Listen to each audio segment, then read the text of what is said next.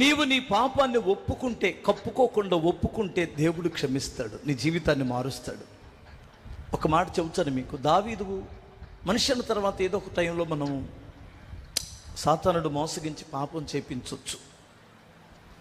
ఒకసారి దావీదు పడిపోయాడండి.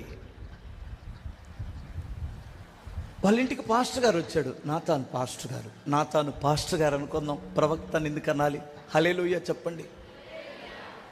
పాస్టర్ గారు వచ్చి, రాజా బాగున్నారా అని అడిగారు. ఓ సూపర్, చాలా బాగున్నాను నాతాను గారు, రండి అని చెప్పి మంచి పళ్ళు ఏదో టిఫినో బొప్పినో పెట్టారు, ఇచ్చారు. అయిపోయిన తర్వాత, ఏం లేదు సార్, నేను ఎందుకు వచ్చానంటే నీ రాజ్య పరిపాలనలో ఒకటి జరిగిందండి, ఒక సన్నివేశం, దాన్ని మీతో వివరించడానికి వచ్చాను అన్నాడు.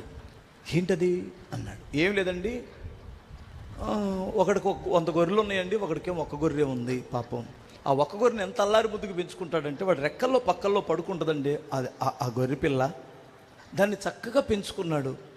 కానీ ఆ పక్కింటోడికి 100 గొర్రెలు ఉన్నాయే, వాళ్ళ ఇంటికి ఎవరో బంధువులు వచ్చారంట, చుట్టాలు.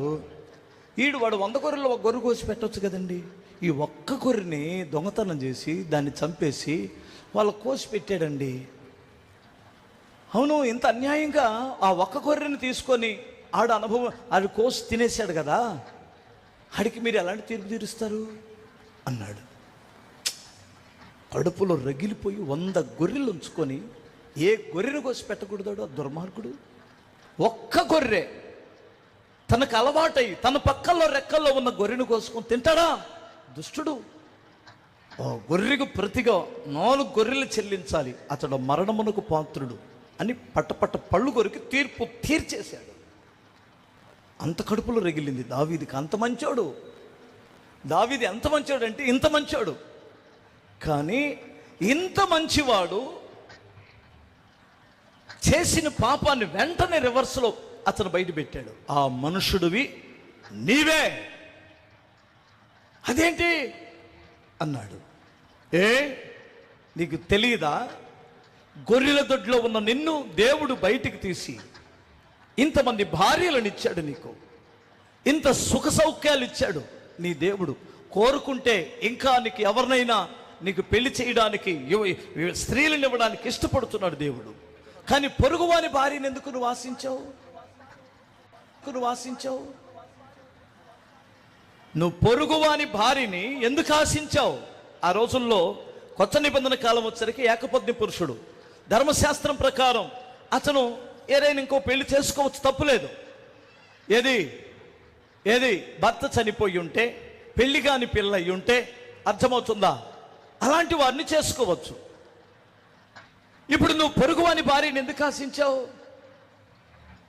నీ పాపం నిన్నెంతగా పీడించిందంటే, నువ్వు కోరుకున్నట్లే 4 గొర్రెల పిల్లలను నువ్వు చెల్లించాలి. అందరూ చూస్తుండగా మిద్ద మీద నీ భార్యలు వ్యభిచరిస్తుంటే నీ గుండెలు బాదుకొని ఏడుస్తావు, గుర్తుపెట్టుకో అని చెప్పి వెళ్తున్నప్పుడు, అయ్యో నేను పాపం చేసిన వాడునని ఏడ్చాడు. ఎంతగా ఏడ్చాడంటే, మీరు 51వ కీర్తన చదివితే తన కన్నీరు మీకు అర్థమైంది. మీకు ఇప్పుడు వద్దులే. తన పాపమును ఒప్పుకున్నప్పుడు, కప్పుకున్నప్పుడు కాదు, ఒప్పుకున్నప్పుడు క్షమించాడట. ఈరోజు చాలామంది దేవుడి దగ్గర కూడా తన పాపాలు ఒప్పుకొని విడిచిపెడితే కనికరమును పొందునన్నాడు. ఆయన నమ్మదగిన దేవుడు. హల్లెలూయా. పాపాత్మురాలని స్త్రీ వచ్చి తన పాపములన్నీ ఒప్పుకున్నప్పుడు, అమ్మా నీ విశ్వాసము నిన్ను రక్షించింది అన్నాడు.